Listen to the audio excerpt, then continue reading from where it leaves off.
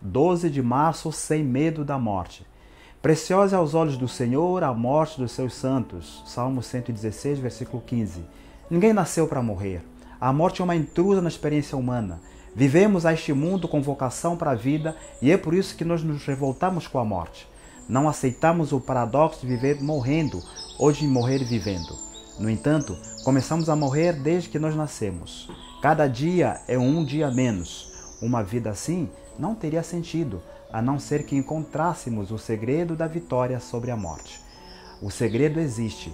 O salmista afirma no verso de hoje que a morte, horrenda, terrível e cruel como ela pode ser preciosa aos olhos do Senhor. Qual é a mensagem de Deus para você hoje? Por que a morte pode ser preciosa aos olhos de Deus? Desde que a morte está falando, essa morte que o salmista está falando é a morte que está se referindo. O texto é claro. Aqui se fala da morte dos santos. Santidade no sentido bíblico não significa isento de pecado, mas andar com Deus e viver para Ele. A experiência da santidade é uma experiência de vida diária, é um andar permanente. Você permite que Deus o conduza, como o pai conduz o seu pequeno filho.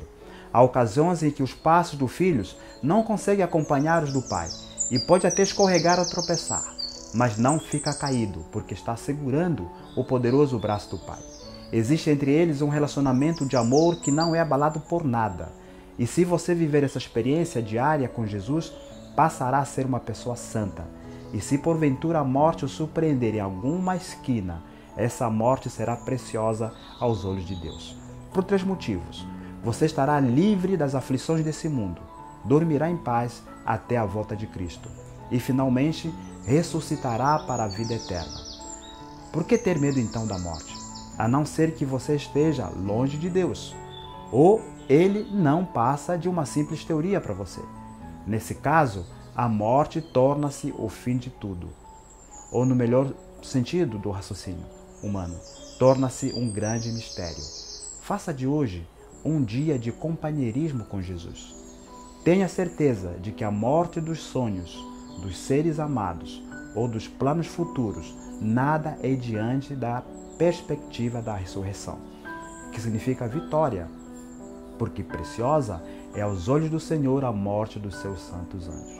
Salmo 116, 15. Vamos orar?